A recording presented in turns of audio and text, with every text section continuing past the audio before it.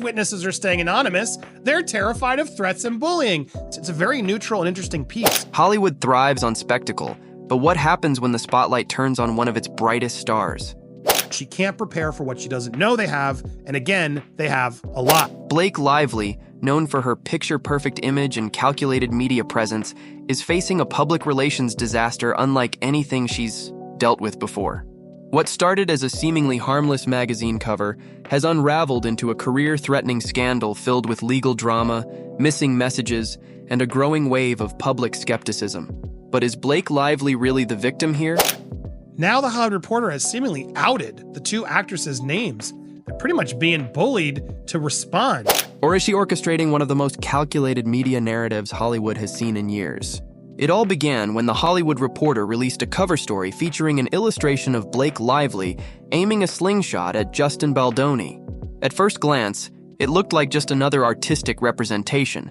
But within hours, the internet was buzzing with speculation. The illustration, meant to capture the tension surrounding Lively's ongoing legal dispute with Baldoni, was met with instant backlash from her team, who slammed it as sexist and insulting. But here's where things get interesting. As TMZ's now reporting, of course witnesses are staying anonymous. They're terrified of threats and bullying. Now this smells like Blake's PR team trying to spin why they're not coming forward. Rather than sparking sympathy, the reaction backfired spectacularly. Instead of siding with Lively, the public began questioning why she was so outraged over a drawing. Was this really an attack on her? Or was she trying to shift focus away from something far more damaging? Even if Justin was too huggy or whatever the heck, or said she was sexy, none of this warrants this. And you still have to atone for what you did. That's when the floodgates opened. Lively's lawsuit against Baldoni, initially positioned as a workplace misconduct case, was starting to look shaky under scrutiny. Guys, she goes in and there's a lot of Twitter complaints, some of which, 2 or 3 of them are horrid and shouldn't be there, but some of them are spot on. The original complaint painted a picture of discomfort and boundary crossing on set, but as more details surfaced, the inconsistencies became impossible to ignore. Key text messages that were originally included in her filing had mysteriously disappeared in the amended version, raising serious questions about what she was trying to hide. There's a lot of comments that she puts in here that you're just like, why would you want to take over someone's movie? The outfits in this end are so out of touch. No, we don't want to watch bullies like Blake. So I found that incredibly telling. Hidden in a little footnote, her protection that, well, you know, I was told they were lawfully obtained. Yikes. Big, big yikes. If the case was as strong as she claimed, why erase crucial evidence? Legal analysts wasted no time pointing out that altering evidence is often seen as a sign of desperation, not confidence. Meanwhile, Justin Baldoni's team wasn't staying silent. Armed with receipts, they began systematically dismantling Lively's claims. Messages, emails, and behind-the-scenes footage were presented as evidence, painting a very different picture than the one she had carefully crafted. And there is not a shred of evidence to support it. Really? Really? Really? One of the biggest revelations was that Baldoni's approach to work, his warmth, emotional openness, and emphasis on community, was deeply tied to his Baha'i faith. Insiders revealed that he often encouraged a collaborative, family-like atmosphere on set, where open communication and gestures of support were the norm. But rather than acknowledging this cultural difference, Lively framed his behavior as inappropriate, spinning what many saw as harmless interactions into a controversy that fit her chosen narrative. Then came the slow dance scene, the moment that turned the entire case on its head. Yeah, it's a little bit more pro-Blake than I think the reality is, but it is more neutral than most Hollywood trade pieces I've seen, and it brings in something much more interesting, which is this leap of faith. It was just because of the way he is culturally with his religion. I want to go through some of these pieces because, hear me out, here it is. So, from the outset, the feud's been framed as the newest chapter in Hollywood's ongoing fight for gender equality. In her lawsuit, Lively claimed that Baldoni had gone off script, adding unapproved intimate gestures during filming, including forehead kisses and lingering touches. At first, her claims seemed damning. But then, video footage surfaced, and suddenly, things didn't add up.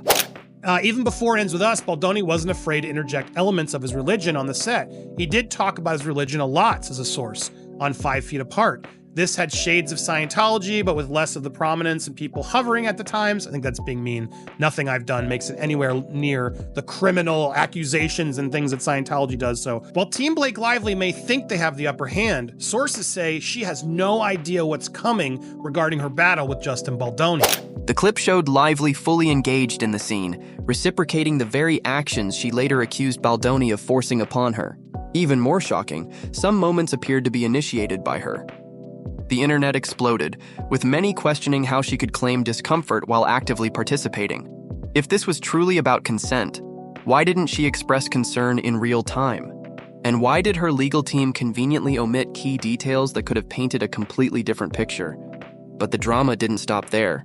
Reports surfaced that actress Jenny Slate had filed an HR complaint against Baldoni, adding fuel to the controversy. However, the details of her complaint remain a mystery. Look, Team Justin has not given up, and they are being incredibly aggressive because Brian Friedman is doing his job. This is what he does. It's a winning strategy, and he pretty much can't lose at this point, it seems, because Blake's been unable to provide anything realistic. They're showing a little ankle, but not the whole leg, if you know what I mean. I'm sure she wouldn't approve of that reference. Too sexist. Some insiders claim it aligns with Lively's allegations, while others argue it's an entirely separate issue being manipulated to add weight to an already flimsy case. The silence surrounding Slate's involvement only deepened the confusion, leaving the public with more questions than answers. If her complaint was as damning as some suggested, why hadn't she spoken out? And if it wasn't related to Lively's claims, why was it suddenly being brought into the conversation? One of the biggest red flags in this entire debacle has been the missing messages. When Blake Lively's lawsuit was amended, sharp-eyed observers noticed that several key text exchanges had been removed. She thinks she knows what they have, everything that's on the website, so she can prepare for that, but she can't prepare for what she doesn't know they have, and again, they have a lot. Justin kept everything. Now, why? Why would he have kept everything? That's a good question. Well, did you think he did something wrong? Or could the, interactions on set have been so uncomfortable for some, it was just because of the way he is culturally with his religion? The original filing included conversations that, if left intact, could have significantly weakened her case. But instead of letting the full story play out, her team strategically erased those messages, leaving a gaping hole in her narrative. Legal experts quickly called this out, noting that deleting evidence only raises suspicions. If her claims were rock solid, why would there be a need to alter the records? There's another possibility, one that has less to do with gender than it does with simple cultural misunderstandings. What if much of it, the alleged inappropriate hugging, which Blake mentioned in her new amended suit, the pre-filming praying, could be explained as a clash between a very specific, faith-driven community with its unique mores and a much more modern, post-Me Too one with its own set of beliefs and commandments. I've never worked with a male director who was so worried about everyone's emotional and mental well-being. There was an openness and emotionality to his style that was more typical of a woman, and it probably wouldn't be an issue if it was a female director. Some even suggested that this move could backfire in court, damaging her credibility beyond repair. But beyond the legal battle, there's another layer to this story. One that has little to do with workplace behavior and everything to do with power. According to insiders, Lively had been maneuvering for control over the film long before this controversy erupted. Reports suggest she made numerous demands regarding the script, editing, and even the marketing strategy. And when things didn't go her way, that's when the friction really started. But Justin genuinely believes that if we do this, we'll work better as a group. There's a little bit of an arrogance to it. If it's like he doesn't want to acknowledge the world we live in, which is that most people don't want to do this kumbaya. Now, Blake, allegedly, according to these sources, and there's a lot of stuff in here, the whole piece is worth a read. Now, Blake has shared with friends, allegedly, that she considers this a fight that's bigger than her. A particularly telling detail emerged when it was revealed that her husband's production company, Maximum Effort, took over the film's marketing. To industry veterans, this wasn't just a coincidence. It was a strategic power move. Suddenly, the controversy seemed less like a genuine concern over on-set behavior and more like an attempt to assert dominance over the project. As the dust continues to settle, one thing is becoming increasingly clear. Blake Lively's once flawless image is starting to crack. For years, she has built her brand around the idea of being a strong, independent woman, an advocate for fairness and accountability. But now, faced with a controversy that doesn't fit her carefully curated persona, she's scrambling to control the story. Instead of standing by her claims with solid evidence, she's altering documents, shifting blame, and relying on public outrage to shield herself from scrutiny. But the problem? The public isn't buying it. Hollywood is no stranger to reinvention, and celebrities have survived worse scandals. But for Blake Lively, this is a defining moment.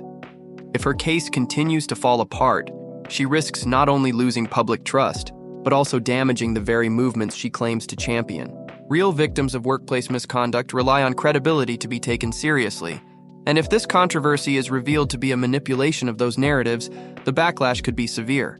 So what happens next? Will Blake Lively double down on her claims, or will she quietly try to move past this and hope people forget?